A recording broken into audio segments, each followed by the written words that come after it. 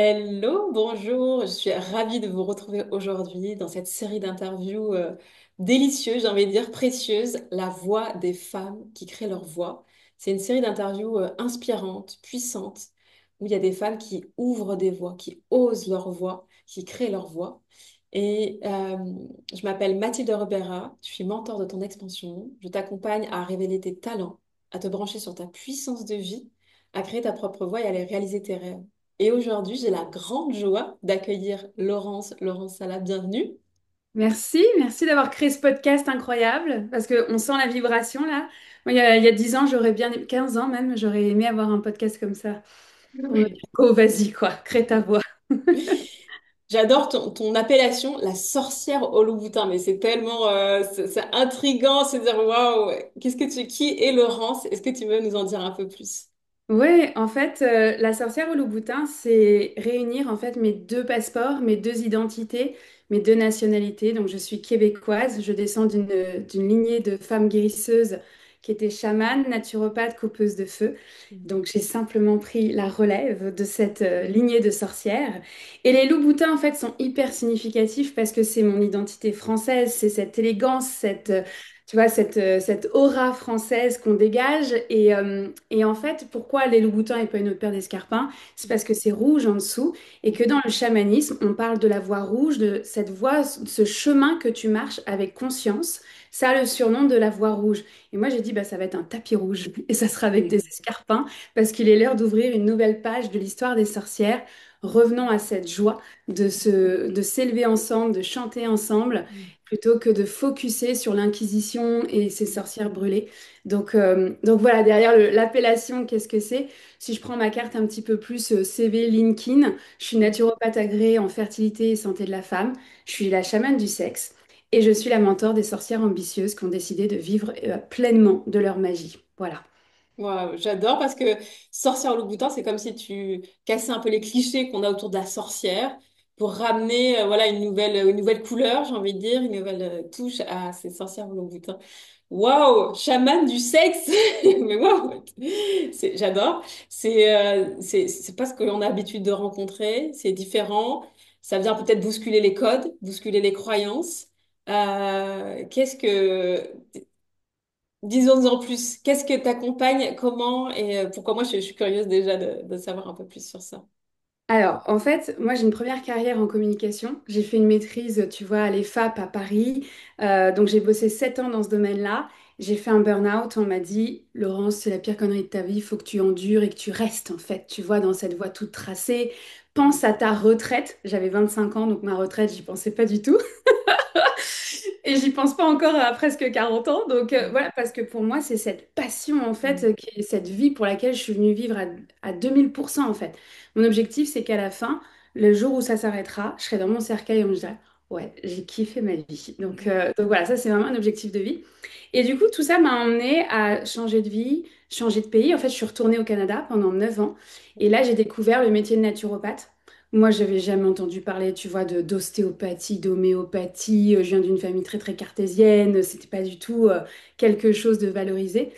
Et je retourne sur les bancs de l'école pendant 6 ans et je deviens donc naturopathe agréée. Et la vie me met des épreuves, en fait, des fausses couches à répétition avec mon conjoint et personne n'a de réponse, en fait. Personne, on me dit, prends des suppléments pour la grossesse et ça va fonctionner. En fait, non. Il y a un moment donné, endométriose, mutation génétique, enfin, il faut aller plus loin que ça. Et donc, du coup, je me suis spécialisée, j'ai travaillé avec des médecins, ça a été extraordinaire et c'est encore extraordinaire. Sauf que moi, mon côté, c'est pas suffisant. Il y a besoin encore de magie et puis ma spiritualité s'est révélée à travers mes accouchements. Et du coup, moi, je gardais ça pour moi, tu vois, c'était pas du tout quelque chose que je mettais sur la place publique parce que j'avais atteint une certaine légitimité, tu vois, de reconnaissance de cette naturopathe qui bosse avec des médecins en clinique de fertilité. Donc, sauf qu'il y a un jour, tu peux plus. Il y a un jour où tu peux plus. Et donc, du coup, c'est là où j'ai complètement dit au grand jour, bah, je suis déjà chamane. Ça, c'était une étape. Mais alors, la chamane du sexe, c'est encore une autre étape. Mais parce que ça m'a pris 5 ans pour réaliser qu'en fait, toutes les femmes que j'accompagne, ça tourne toujours autour de l'intimité, la santé patriarté, le transgénérationnel, même les vies karmiques.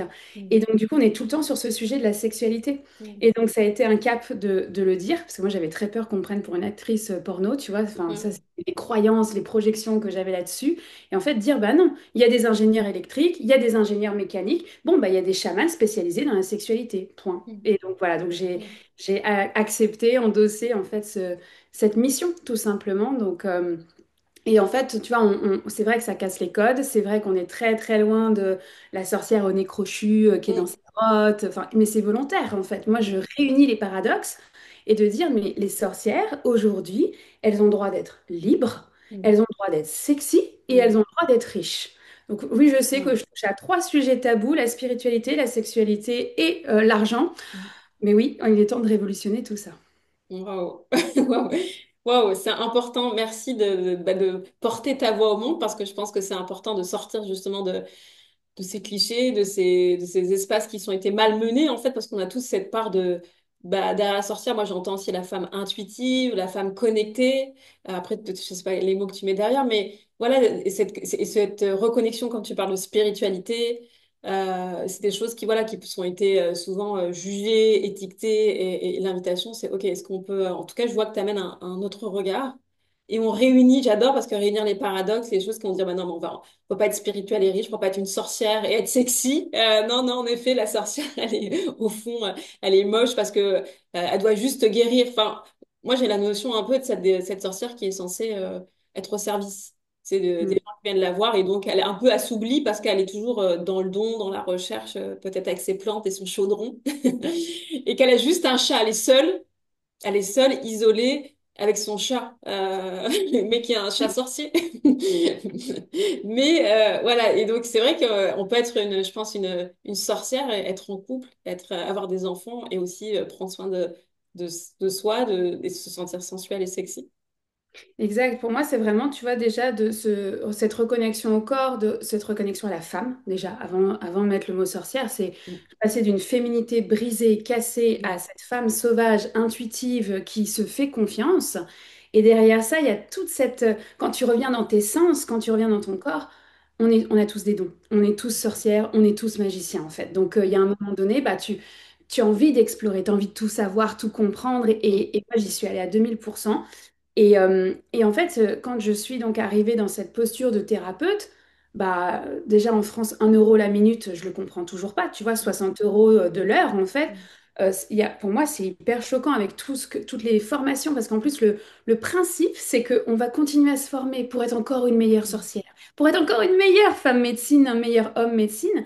Mais par contre, on est né pour un petit pain, c'est une belle expression québécoise pour dire, bah, en fait, on est né pour être pauvre en Mm. étant de service. Mais moi, ça, j'ai refusé.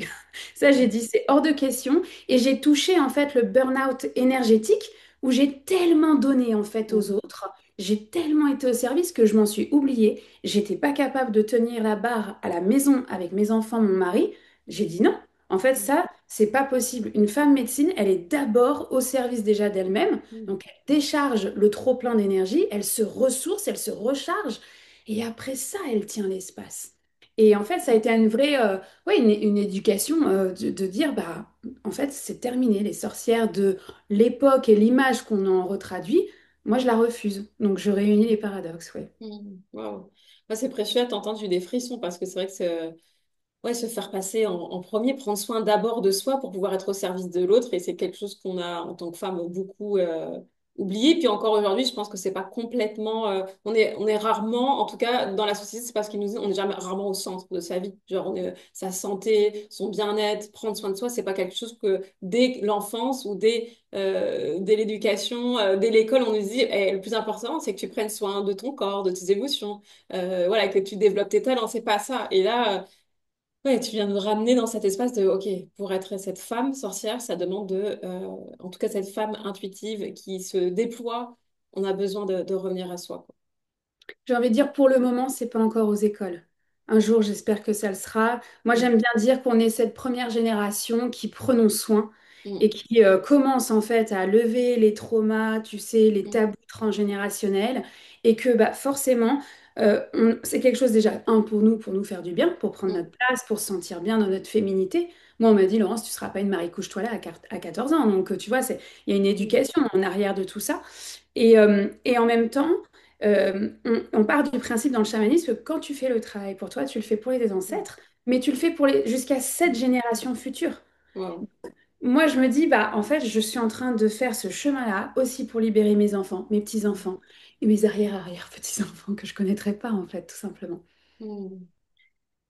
Et moi, j'entends que dans ton chemin, enfin, il y a eu des événements marquants qui t'ont fait ben, sortir de la voie où tu étais, dans laquelle on t'a dit c'était ça. Puis plusieurs fois, il y a eu des événements qui t'ont dit, bon là, c'est le moment d'aller soit à un moment donné, je vais mettre ces mots-là, mais récupérer ton pouvoir en disant, attends, c'est pas ça que je veux. Est-ce que tu veux nous en dire plus sur, ok, c'est quoi les moments, les déclics? Est-ce que c'était facile de changer de voie ou d'aller écouter ta voix? J'ai des frissons, j'ai 5 événements marquants qui m'ont fait sortir des cases à chaque fois. On m'a dit à 5 fois que je faisais la pire connerie de ma vie. D'accord? Donc ça, c'est hyper important en fait de le dire parce que quand on veut créer sa voix, on espère en fait qu'on va être soutenu parce qu'on a ce besoin vital d'être aimé évidemment. Donc on a envie d'avoir ce go, vas-y, t'es capable, etc. Mais il y a un moment donné, c'est toi en fait. Ça ne peut être que toi. C'est ton intuition qui t'emmène à être cette femme, cet homme et à suivre ta voix.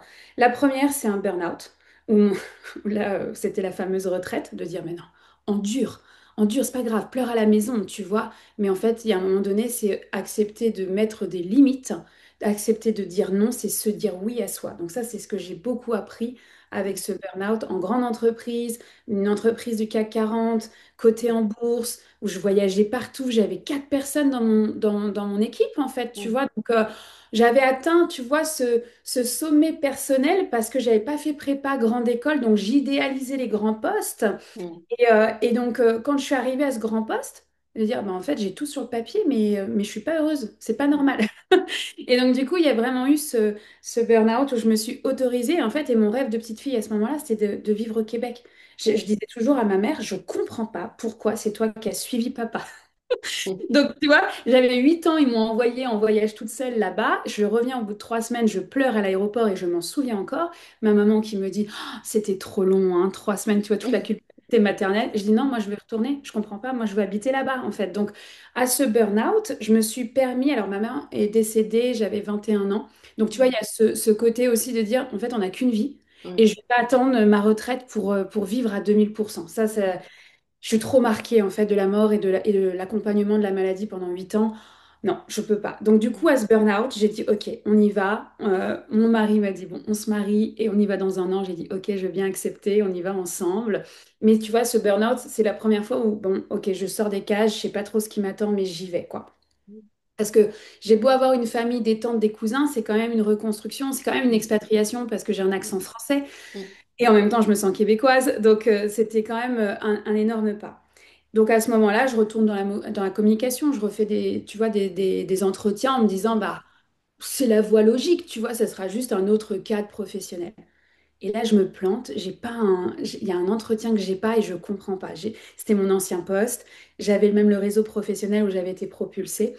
Et je n'ai pas le poste, alors j'ai su plus tard qu'il y avait une peur que je sois un requin envoyé par quelqu'un. Donc c'était un jeu politique, tu vois. mm, C'est un jeu de politique, mais à ce moment-là, ce qui est génial de ce nom, bah, j'ai pu en fait aller rencontrer une naturopathe pour la première fois. Ma tante qui me dit, va voir, elle va t'aider avec ton stress. Mais moi, j'ai aucune idée de ce que c'est à ce moment-là. Et donc, du coup, je surkiffe. Je me dis, ah oui, on peut accompagner, aider les gens sans être médecin ou infirmière, parce que je ne me voyais pas reprendre des études. Bon, mm, après, la vie aura fait que j'aurais fait 6 ans d'études. Mais ça a été ce cap-là. Mais moi, je m'inscris au cours, tu vois, en disant, je fais un cours et puis on verra bien, quoi. Enfin, tu vois, tu sais, je vais apprendre et puis ça sera tout. En fait, non, je suis tombée dans la marmite. Et là, on m'a dit, mais tu sais, Laurence, naturo, on vit pas en fait de la naturopathie. Regarde, il n'y a pas beaucoup de naturopathes qui vivent à 100% de cette activité-là. Et en plus, tu me dis que tu veux faire de la fertilité, mais c'est impossible. Il faut pas se spécialiser. Bon, wow, bah, j'étais dans le top 3 des naturopathes au Québec. J'ai travaillé avec les médecins et en fait, j'ai pas accepté en fait qu'on projette sur moi ce que mm, les autres avait comme vécu. Et j'ai dit non, si j'ai fait une carrière de communication avant, c'est pas pour rien. Donc pour moi, tu vois, c'est des briques, c'est un puzzle au fur et à mesure. Et donc du coup, après ça, quand j'étais en naturo, on m'a dit, Laurent, surtout reste en fertilité, t'as monté un truc incroyable. Mais non, en fait, il y a un moment donné, si j'étouffe à l'intérieur de moi, Mm. en fait, et surtout, c'est que ces dons, ils m'ont été offerts pour pouvoir les rendre à la communauté, comme être au service, en fait. C'est pas juste une stratégie, des plantes, etc. C'est l'amplitude, en fait, de la sorcière au Louboutin. Donc, troisième puzzle, je suis chamane. J'installe un tipi, je me dis, on va me prendre pour une folle, en fait, tu vois. Mm. Les cercles de femmes et les retraites, elles étaient pleines au Québec. Ouais. Elles étaient pleines. Donc, les gens sont venus, les gens faisaient 4 heures de route pour recevoir un soin chamanique sous le tipi. Donc, en fait, voilà. Et quand je suis arrivée en France, rebelote, nouvelle pièce du puzzle, de dire, mais en fait, personne me connaît. Alors là, j'ai pris une claque de l'ego, tu vois. Et c'était parfait parce que, en fait, c'était pas les bonnes motivations. Donc j'étais vraiment en mode, je veux être vue, je veux être reconnue, tu vois, cet ado rebelle qui a envie ouais, de pousser les portes et de dire, vous avez rien compris en France. Et en fait, je me suis pris une belle claque et je remercie cette claque parce que j'ai tellement appris de la France. En fait, ça fait maintenant 3 ans que je suis rentrée. Et cette nouvelle claque, c'était de dire, bah, en fait, tu es entrepreneur, tu descends d'une lignée d'entrepreneurs à succès, donc, en fait, tu vas être une entrepreneur à succès. Et tu es la première qui revient, en fait, sur sa terre. J'ai eu des lignées qui ont fui, qui ont été dans différents pays. Et je suis la première à revenir sur ma terre et de dire, en fait, tu vas te réconcilier avec cette identité française. C'est pas noir ou blanc, en fait, tu vois. Et Mm. donc, ça a pris le temps que ça a pris. Et de dire, bah, j'y vais, en fait. Donc, et là, pareil, on m'a dit, mais Laurence, la chamane du sexe, mais ça va pas. Et j'ai perdu 2 collègues d'amour je les ai encore en contact, c'est des amis, mais j'ai perdu 2 collègues qui m'ont dit tu vas trop loin. Et moi, en fait, tu vois, c'est vraiment, ça m'a demandé d'ancrer ma voix, de dire bah, je comprends que ça puisse remuer et que ça puisse te mettre dans un inconfort, mais ça ne parle que de toi. Mm. Ma mission, elle est là, et en fait, moi, je trace ma route. Mm. Et donc, du coup, tu vois, à chaque fois, il a fallu dire, bah, ok, vous n'êtes pas d'accord, mais j'y vais quand même parce que Mm. c'est intrinsèque à l'intérieur de moi, c'est viscéral, je ne peux pas ne pas y aller, en fait. Et le cinquième, c'est la sorcière au Louboutin, où là, on m'a dit, non, mais ça y est, t'es tombée dans le mentorat, à l'américaine, le luxe, tu vois, etc. Mm. Et en fait, non, mais c'est un investissement. J'achète ces Louboutins. Je ne suis pas sponsorisée, pas encore. Tu vois. Mm. Et de dire, non, mais en fait, et quand je les ai reçus, je te jure, Mathilde, j'étais dans un état où je me suis dit, alors c'est ça. C'est exactement ça, c'est cette réconciliation-là. Mm. Parce que quand je suis rentrée en France, j'ai eu cette vision que, tu vois, j'allais donner des shows chamaniques, un peu à la Mesmer, tu vois, en hypnose. Mm. Alors, en chamanisme, avec beaucoup d'amour et avec la féminité, donc à ma façon. Mais j'ai cette vision-là, ça fait 3 mois que je suis rentrée en France, mon corps buzz pendant 3 jours, 3 mois, et 3 jours, 3 nuits, pardon. Et je me dis, ben, en fait, je vais là. Donc, en fait, c'était tout ce symbole de dire, tu prends ton leadership et de toute façon, tu t'en vas là. Et tu vois, on enregistre et je viens de faire mon premier show chamanique à Toulouse. Et c'est d'une évidence. Cette artiste, elle est une évidence pour moi. J'étais à la maison sur la scène, j'avais aucun problème d'être sous les spots. Enfin, ça s'est hyper bien passé. Voilà. Mm. Bravo, bravo, je célèbre voilà cette voie que tu ouvres, que tu oses y aller depuis ta puissance, depuis c'est hyper inspirant. En fait, c'est hyper inspirant de dire ok, t'y es allé alors que mais il y a tellement de gens sur ton parcours à chaque fois qui t'ont dit mais non mais jamais tu fais ça. Mm. Et je trouve que ce serait beau, il y a le fait que bah, t'y ailles malgré le fait que les gens te disent faut pas y aller, c'est n'importe quoi, ça va pas marcher, tu vas trop loin. Et le fait aussi que il y avait une réussite. À chaque fois, il y avait une sorte de réussite. Et à un moment donné, tu t'es OK de repartir à zéro parce que tu t'écoutes. Et à un moment donné, oui, c'est beau, mais il y a encore autre chose à aller. Encore peut-être un autre mouvement à déployer, encore quelque chose d'autre à aller connecter. Ah, ben on s'en va à l'Olympia, hein. Non, mais qu'on soit très clair, moi je vais à l'Olympia, il y a, je m'arrête pas là. Il y a une collègue qui a envie de faire un événement au Stade de France, je serai au Stade de France en fait. Enfin, tu vois, et là ce que j'ai compris récemment, c'est que c'était tellement plus grand que moi. C'est pas Laurence, les paillettes, la starlette. Moi j'avais très très peur de mon ego finalement. Mm, Et en fait, tu te rends compte que bah non, t'es au service en étant sur la scène. mm, Tu sais, c'est apporter, semer des graines dorées dans les cœurs, en fait, et que les gens puissent s'aimer assez et ouvrir leur propre voie.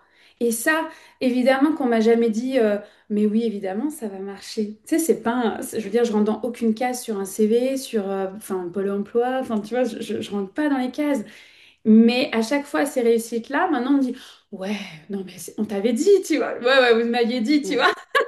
Mais en fait, ça m'a demandé, et je reviens, tu vois, cette boucle, ce cercle-là, la femme, celle qui s'aime assez, moi, mon mantra, c'est s'aimer, se respecter, s'honorer. Et j'ai ajouté il y a un mois, il y a un an, pardon, il y a un an, j'ai ajouté et se célébrer.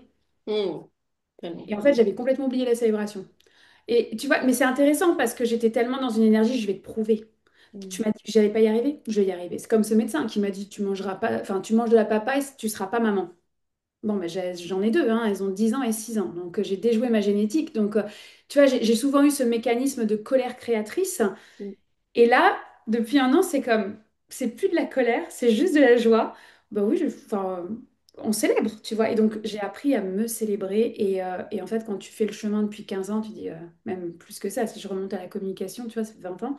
Mm. 20 ans et de dire, ben ouais, tout ça, ça faisait partie de ma légende. Et Mm. la légende, elle n'est pas terminée. J'ai que 39 ans et moi, j'ai envie de dire, mais rendez-vous quand j'aurai 107 ans, tu vois. Voilà. Ouais, j'adore.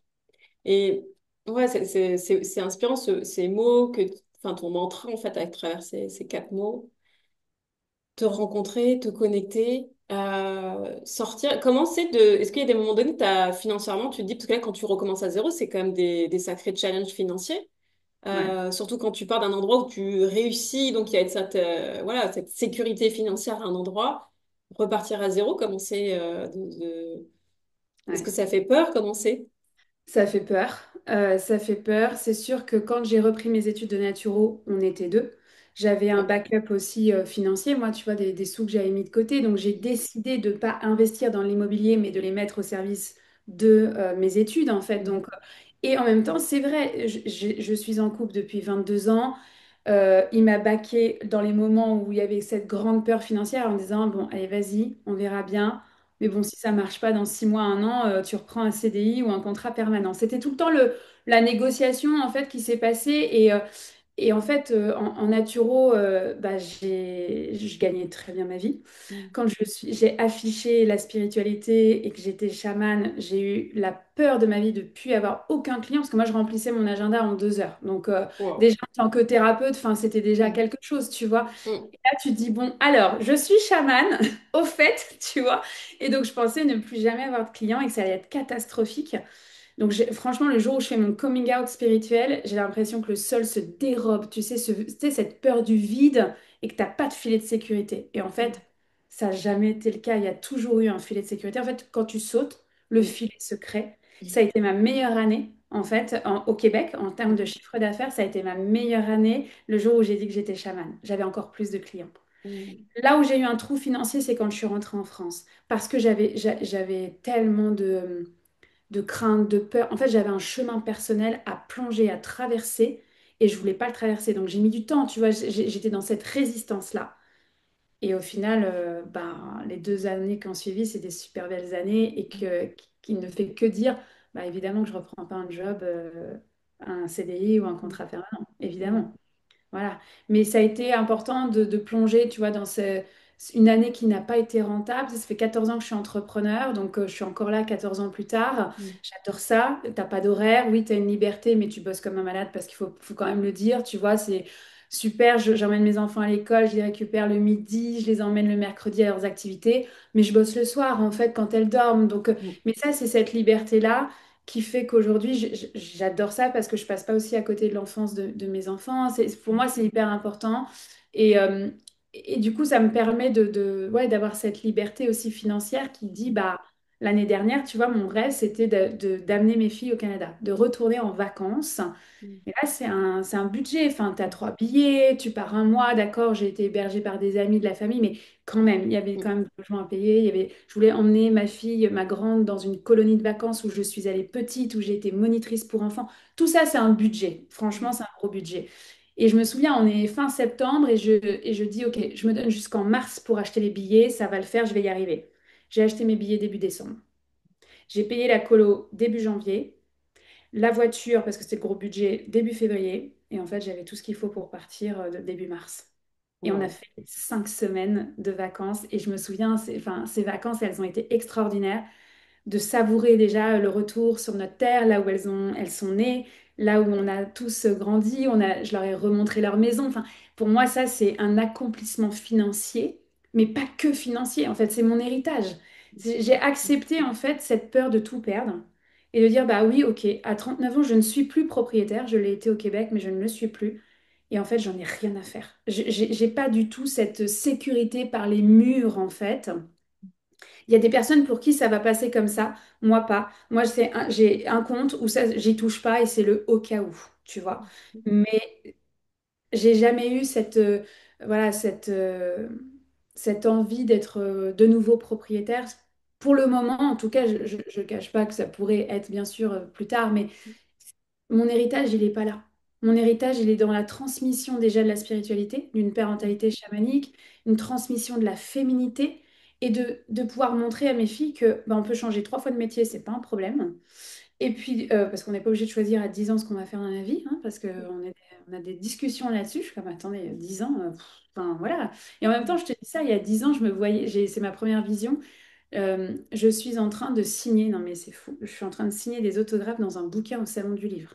Mais j'ai aucune idée de ce que va être ce livre et tout le monde me dit non mais n'importe quoi, ça va la vision mégalo, etc. Bah en fait j'ai signé un contrat d'édition, donc il va sortir ce livre. Wow.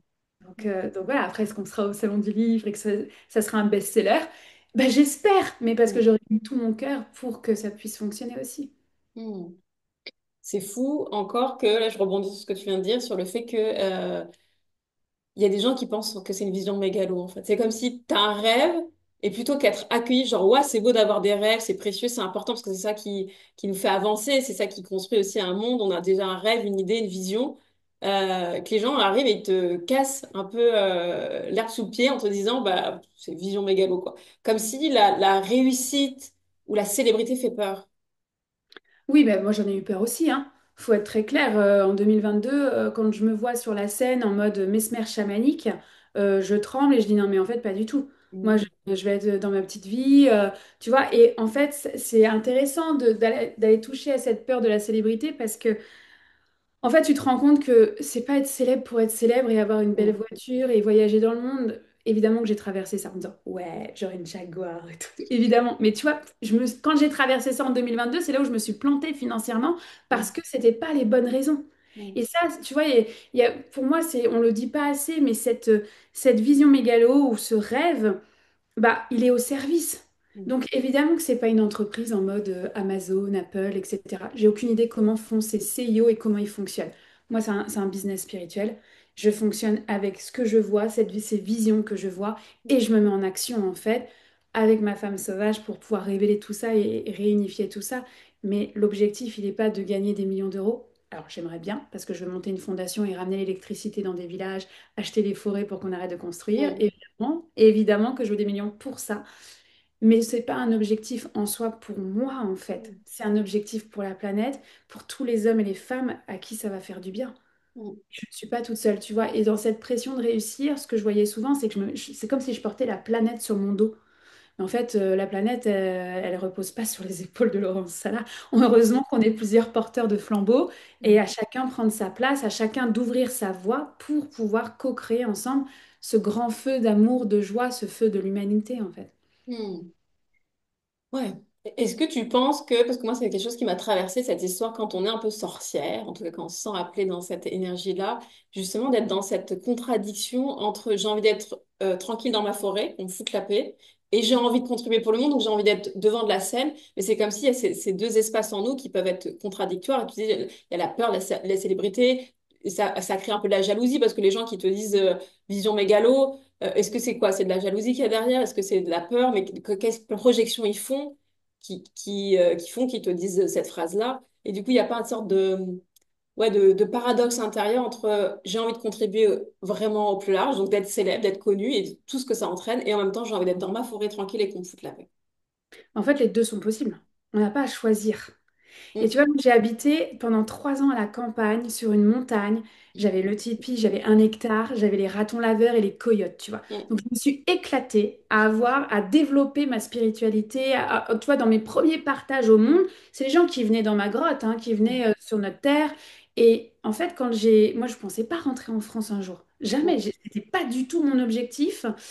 Je fais une hutte de sudation et j'entends qu'il est l'heure de ramener ta médecine au clan. Et là, je fais, mais mon clan, c'est mon père, ma sœur, mon frère. En fait, ils sont en France. Donc, je sors de la hutte en disant, OK, en fait, on rentre en France. 4 mois plus tard, on était là. Et wow, quand je faisais les bagages, le conteneur bateau, tu sais, ils arrivent, ils te prennent tout ton stock et tout. Et toi, tu dis, OK, est-ce que je suis en train de faire la pire connerie de ma vie? Parce que j'étais bien dans mes bois, moi, quand même. mm, J'ai entendu dans l'oreillette, il est l'heure de sortir du bois et de diffuser ta médecine. mm, Donc du coup, tu vois, les sorcières, on en a besoin dans les villes, en fait. C'est là où sont mm, les gens, en fait. Tu vois, donc c'est mm. facile de se cacher dans les bois et de dire, bon, bah, pour les plus courageux, venez me voir. Et puis, c'est tout. En fait, non. Alors, c'est sûr que il y a eu un choc, hein, de revenir en ville, mais j'ai appris que les éléments, ils sont partout. C'est pas parce que tu es, que t'es à la montagne ou en campagne que tu as plus accès à la rivière, au feu, etc. En fait, en ville, moi j'ai habité Angers la première année, la Loire, c'est de Mm, l'eau. mm, La pluie, c'est de l'eau. Et en fait, ok, enfin, tu vois, ça m'a permis de connecter avec encore plus de profondeur avec les éléments. Ce qui fait qu'aujourd'hui, j'ai trouvé ce juste milieu, tu vois, d'une petite ville. Alors moi, je considère ça comme un petit village de 10 000 habitants. J'ai la garrigue juste en arrière de chez moi, donc je peux aller marcher, je peux aller à la rivière. J'habite à 40 minutes de la mer, donc quand j'ai des journées ou des semaines un peu trop lourdes, ben, je vais décharger à la mer. mm, Mais j'habite en ville avec des écoles, un cinéma, enfin, tu vois. Et pour moi, il n'y a pas à choisir. Et ça, c'est cette dualité à chaque fois de la femme médecine de dire, bah non, en fait, moi, je vais rester dans mon coin. Mais moi, je vais te dire, c'est égoïste. mm, Parce que ta médecine, on en a besoin.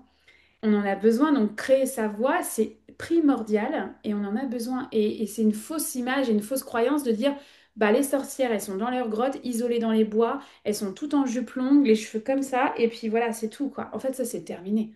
Ça, mm, c'est... On a besoin des sorcières dans les villes, hein. Donc, mm, voilà, c'est trouver ce juste équilibre entre comment tu vas te décharger, te recharger, puis tenir l'espace. mm, Et parfois, oui, on va avoir besoin de partir une semaine à la campagne et aller en nature. J'en ai besoin, évidemment que j'en ai besoin. Quand mm, j'arrive dans un gros événement comme ça, tu vois, bah, forcément que je suis allée en nature. J'adore aller au spa, par exemple. Le spa, moi, pour moi, c'est vital à ma vie, en fait. mm, Mais parce que c'est encore une fois la femme qui se met au centre. mm, Tu peux pas tenir l'espace si tu prends pas cet espace de soin rien que pour toi. mm, Donc, tu peux prendre soin de toi en ville comme à la campagne. Il n'y a mm. pas il y a pas de règle, en fait, tout simplement. Ouais, ouais, c'est un peu sortir de sa grotte, sortir des bois, c'est un peu oser du coup révéler sa médecine et porter son message, porter ses arts au monde et leur dire ok ça y est, j'arrive en fait, je suis là et je suis ok d'être vue parce qu'en fait ouais il y a dans nos systèmes archaïques ce danger de dire ok quand Bien plus sûr. je suis visible plus il y a du danger dans nos systèmes c'est aussi ancré que plus il peut y avoir de jugements, de gens qui sont pas d'accord, toutes des choses comme ça. Mais exactement, et comme tu le dis, c'est archaïque et karmique en fait. C'est Mm, qu'on a été quand même brûlé mm, dans d'autres vies, on a été dénoncé aussi mm, par des hommes, des femmes. Donc tu vois, cette peur du jugement, c'est est-ce que je vais être encore dénoncé et lynché sur la place publique? Moi, je la mets, je l'englobe dans la peur de réussir. Et mm, évidemment, tu sais, j'ai un podcast, j'ai mis 1 an et demi à le sortir en me disant, mais je vais me prendre une tollée sur YouTube. Tu vois, c'était vraiment la scène immense, comme si j'allais mourir sur place, quoi. mm, Bon, bah, aujourd'hui, on commence la 5e saison. mm. Donc, et en fait, bah, c'est toujours tu sais, ces petites épreuves, enfin petites d'ailleurs, au moment où on les vit, elles sont grosses. Donc, les épreuves qu'on vit les unes après les autres, on défait et ces croyances-là, et j'ai eu peur, moi, des haters, c'était ma plus grande peur. Quand j'ai célébré mon premier haters qui m'a dit, oh, qu'est-ce que tu as de l'imagination? Et j'ai rigolé, j'ai dit, ah ouais, ah, j'ai passé un cap là. Ouais, mais la peur d'être vue, elle fait partie de la peur de réussir. Et justement, combien de fois on ne crée pas sa voix parce qu'on a trop peur de ce jugement et de ce que les autres vont en penser. Mais si Mm, on revient à soi, à sa petite voix, qu'est-ce qu'elle vous dit? mm. Ouais. Ouais, c'est tellement précieux de toi, cette voix que t'ouvres de OK, je peux être une sorcière, je peux être célèbre, parce que généralement, non, je peux gagner de l'argent, parce qu'il y a aussi ça, le fait que il y en a qui vont dire que ça va un peu travestir cette spiritualité, cette connexion, l'argent, avec tout ce que ça peut inclure. C'est-à-dire que tu vas te déconnecter de cette spiritualité. Alors, si tu es sensuel, c'est pareil, c'est le diable, on va partir encore dans autre chose. Et donc, il y a tout ça qui sont à traverser, retraverser. En tant que femme, quand toi, tu ouvres cette voie, j'imagine que toutes les femmes que tu accompagnes, elles traversent ou retraversent toutes ces peurs archaïques, toutes ces mémoires, toutes ces croyances qui sont là et qui les empêchent un peu de rayonner pleinement. Alors déjà, il y a ce qu'elles ont vécu, elles, dans cette vie-là, c'est de manière très rationnelle, parce que les traumatismes sexuels, c'est pas à peu près, quoi. Mm, Donc, tu vois, il y a déjà leur vécu à elles. Après ça, il va y avoir les lignées, le transgénérationnel, parce que très souvent, c'est un domino qui ne fait mm, que se répéter. Donc, aller emmener de la lumière, enlever ses racines noires, euh, très souvent de la magie noire aussi, tu vois, à défaire. Et après ça, on rentre dans le karmique et les vies antérieures. Mais il y a vraiment ces trois niveaux-là, finalement mm, qui demande de nettoyer pour pouvoir ressentir cette lumière, marcher sa voie. Et tu vois, finalement, aujourd'hui, je souris quand tu parles de cette relation à l'argent parce qu'on m'a dit, Laurence, de toute façon, une sorcière, elle peut pas mettre des paillettes parce que sinon, elle n'est pas vraie, elle n'est pas authentique, elle n'est mm, pas profonde. Et en fait, moi aujourd'hui, je souris parce que, en fait, ça ne parle que d'eux. mm, Ça ne parle que de à quel point toi, t'es vrai. Ça parle que de l'ego spirituel. De dire, ok, mais toi, est-ce que toi, t'es bien dans ta vie? Est-ce que toi, t'es bien avec ta spiritualité, avec ton corps? Est-ce que tu as une libido déjà? Est-ce que tu as une sexualité qui t'épanouit? mm, Est-ce que tu as suffisamment d'argent pour arrêter de bitcher sur les uns et sur les autres? mm, Et après ça, on va pouvoir discuter de la profondeur et de l'authenticité. Donc, mm, tu vois, là, mon premier spectacle d'artiste, mais j'ai vidé la bouteille de paillettes. Parce que c'était vraiment, tu vois, dans cette joie de dire, mais regardez-moi bien, j'étais là avec mes paillettes en disant, mais je sais qui je suis. J'ai mm, cette éthique à l'intérieur de moi. Personne ne peut m'enlever que je viens d'une lignée de guérisseuses et que je viens d'une lignée d'entrepreneurs à succès. Donc, mm, à partir du moment où tu connais ton identité et que tu sais que tu es dans cette profondeur et que tu fais que du bien, les projections des autres, là, maintenant, en tout cas, c'est pas celle qui... En tout cas, tu vois, regarde, je souris, je me dis, ah, j'ai passé un cap sur la relation à l'argent avec ce que tu viens de nommer et qu'effectivement, des personnes pensent encore. Mais ça mm. parle. Mm. Ouais, je trouve ça beau parce que tu disais, voilà, à partir du moment où je connais mon identité, j'ai plus besoin, en effet, j'accroche plus aux projections des autres. J'accroche plus. Et puis, on sort de je trouve, tous ces croyances qui peuvent être hyper limitantes et qui fait qu'on se sent enfermé dans une cage, genre, je suis chaman, donc je dois être comme ça. En plus, les chamans traditionnels, c'est comme ça, le machin, c'est comme ça. Je peux pas faire de paillettes, je peux pas faire d'argent, je peux bien. Ah, il y a un truc à un moment donné qui fait, pff, en fait, est-ce que je peux juste être moi? Parce que je me connais, je sais qui je suis, je sais ce que je vibre. Il y aura toujours des gens pour mettre leurs projections, mais moi, de moi à moi, je fais la paix, en fait. Ouais, mais c'est ce cheminement-là pour moi sur ces trois niveaux-là. C'est ton vécu, ton transgénérationnel, tes vies karmiques. Mm, Et après ça, ben, tu vois, cette identité de sorcière au Louboutin ou de chamane du sexe, en fait, moi, j'avais l'impression que les gens allaient me détester, tu vois, avec ces étiquettes-là. Et je me rends compte que ça active. mm, Ça active énormément, tu vois, ces Louboutins. J'ai eu tellement de remarques, tu vois. Alors, est-ce que c'est des vrais? Non, mais en fait, moi, je suis une sorcière, donc je préfère marcher pieds nus sur la plage. ah, Et tu sais, c'est cette projection, et tu dis, bah, moi aussi, j'adore marcher pieds nus. Je suis pas tout le temps en Louboutin, là, tu vois. Donc, et en fait, ces projections. Aujourd'hui, tu vois, c'est probablement que ça me touche moins parce que effectivement, je suis qui je suis en fait, tu vois, et que ben et je reviens à la femme, je reviens à la femme en arrière d'un nom de scène, c'est la femme qui s'aime, se respecte, s'honore, se célèbre. Et si je m'aime assez, ça c'est une question, tu vois, j'avais fait Vipassana en 2017, c'est des retraites de silence pendant 10 jours où franchement c'est assez hardcore. Moi, en tout cas, je l'ai vécu de manière hardcore. Je voulais partir au bout de 7 jours. Et donc, je rencontre la prof de méditation. J'ai dit, voilà, moi j'ai un bébé de 18 mois, c'est bon quoi, je m'en vais et tout ça. Et cette femme d'un certain âge, je pense 75, 80, qui me regarde dans les yeux et qui me dit, est-ce que tu t'aimes assez pour rester et voir ta magie en fait, voir ce qui est à l'intérieur de toi? mm, Cette phrase, elle me marque encore aujourd'hui, tu vois, quand il y a des projections, quand il y a des jugements. Mais est-ce que je m'aime assez pour continuer ma voie? mm. Et à chaque fois, c'est, bah ouais, en fait, je m'aime assez. Et ça, c'est la seule question à se poser pour moi, c'est ouvrir sa voix. C'est parce que tu t'aimes, tu te respectes, tu t'honores et tu te célébreras, je t'assure que tu te célébreras. Prends des notes, parce qu'on oublie souvent de tout ce qu'on a déjà accompli. Mais oui, merci de partager. Est-ce que je m'aime assez?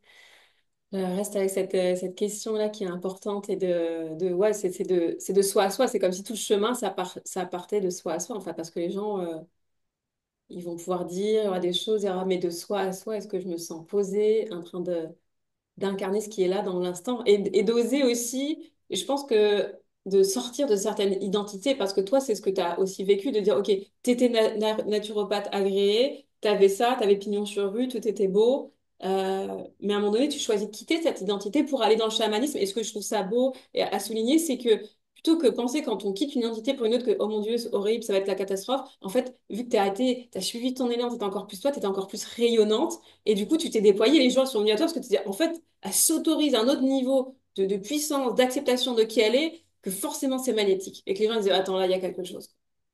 Oui, ben en fait, ça a été ça à chaque fois. Ça a été ça à chaque fois où moi, je crois perdre une identité et un socle pour en fait me rendre compte que bah, je vais juste sur la marche supplémentaire de mon propre podium, en fait, le podium de ma vie. Moi, j'adore dire, on marche chacun notre tapis rouge, on a chacun notre mission. On n'est pas tous voués à être artistes, hein. Je veux bien l'entendre, on n'est pas tous voués à être entrepreneurs, mais on peut diffuser de la magie dans les entreprises et les institutions publiques, hein, s'il vous plaît, au contraire, allez-y, hein. C'est juste pas ma mission. Donc, en fait, c'est accepter que, voilà, ce chemin de conscience, cette voie rouge, moi, j'ai décidé d'en faire un tapis rouge et de danser sur mon podium. De dire, bah, en fait, et on revient à ce que je disais au début, je serai dans mon cercueil, mais en kiff total de cette vie que j'aurais vécue. Et j'espère le plus longtemps possible, en fait. Donc pour ça, c'est mon leitmotiv de tous les matins. Tous les matins, je me dis, OK, comment aujourd'hui je profite de ma vie, de mes enfants? OK, c'est quoi le next step, tu vois, OK, c'est quoi la marche supplémentaire là? OK, bon, allez, j'ai fait mon premier show chamanique. D'accord, comment je vais à l'Olympia? Tu vois? Et après l'Olympia, il y aura autre chose en fait, tu vois, c'est parce qu'on revient voilà, à créer ce qu'on a vraiment envie de vivre. Moi, je veux pas passer à côté de ma vie. Je veux pas, en fait. Ma maman est décédée, elle avait 53 ans, tu vois, j'en ai 39. Donc, tu vois, il y a ce côté-là. Je le sais que tout peut s'arrêter du jour au lendemain. Tout le monde le sait théoriquement, j'ai envie de dire. Mais moi, ça fait partie de mon histoire, en fait. Et voilà, je peux pas passer à côté de ma vie. Il y en a qui diront que c'est le syndrome du survivant. Bah, si c'est ça, moi, ça me va très bien, en fait. Tu vois, c'est comme, bah, j'ai survécu à la maladie de ma mère et au deuil. Voilà, je sais pas si on fait le deuil de sa mère, je pense pas, mais je marche avec et j'ai décidé de le transformer en quelque chose de très beau pour ma propre vie, en fait, tout simplement. Wow. Merci de partager ta voix. Est-ce que tu as envie de, avant qu'on termine, de rajouter, j'aurais envie de partir, ça pourrait durer des heures, mais pour aussi prendre soin et de respecter le temps des gens qui nous écoutent. Est-ce que tu as envie de rajouter quelque chose que tu as envie de transmettre, une phrase, quelque chose, il y a eu plein de pépites dans tout ce que tu nous as dit, dans ces phrases, prendre soin de la vie, s'écouter, profiter parce qu'on ne sait pas quand ça s'arrête. Est-ce qu'il y a autre chose que tu as envie de partager? Moi, j'ai envie de partager à ceux et celles qui, voilà, sont en train de créer leur voix ou hésitent à créer leur voix, de leur dire, mais vous êtes celle ou celui qui initie. Mm, Vous êtes celui qui inspire en fait ces lignées. Moi, j'aime bien dire qu'à partir de toi, tout change. mm, Donc, tes ancêtres, ils ont marché le chemin qu'ils avaient à marcher, puis ils sont parfaits tels qu'ils sont pour ton propre chemin. Mais toi, tu décides de marcher ta route à toi, pas celle de tes ancêtres, pas celle de la voie tracée qu'on t'a donnée, que tu dois faire. Tu vois, mes parents, ils étaient en communication les deux, hein, et je suis l'aînée de la famille. Donc, tu vois, j'aime bien dire, bah ouais, on sort de ces cases et de dire, bah, tu vois, comment toi, tu décides de devenir celle qui initie, celle qui change les règles dans ta propre lignée. Et ça, pour moi, c'est un héritage incroyable. C'est pas juste un héritage financier, c'est un héritage émotionnel, c'est un héritage de leadership. mm, Foncez, foncez, créez votre vie, soyez pas des morts vivants. Voilà. Non, mais mm. c'est vrai. Merci pour tout ça, à nos vies, à nos expansions, à notre leadership, à notre puissance, à toute la beauté voilà, que l'on émane quand on choisit d'être pleinement soi, en fait. Merci Mathilde d'initier ce podcast, vraiment. Si vous voulez découvrir Laurence, il y aura tous ces liens pour aller rencontrer, rencontrer sa médecine, la suivre, découvrir aussi son podcast ou prendre rendez-vous avec elle pour continuer votre chemin. Si vous vous sentez appelé, bienvenue à rencontrer Laurence et sa médecine. Merci encore, je souhaite tout le meilleur et je vous dis à tout bientôt. Au À revoir. bientôt.